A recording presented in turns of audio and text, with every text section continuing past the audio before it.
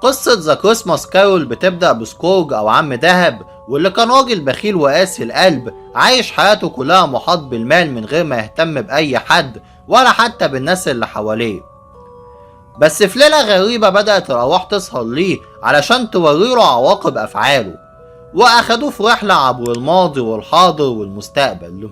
لكن شبح المستقبل تحديدا خده في رحلة صامتة ووراه فيها بيت ميكي وهو حزين بطريقة غير معتادة، ومن غير ولا كلمة سكورج فهم ان تيني تيم مات لان العيلة ما قدرتش تعالجه.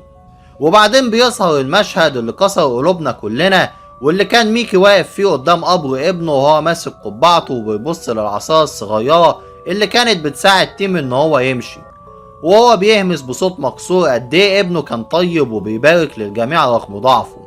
وفي اللحظة دي بس سكورج اكتشف او ادرك ان بخله ممكن يسرق حياة طفل بريء ويكسر قلب اسرة بحالها.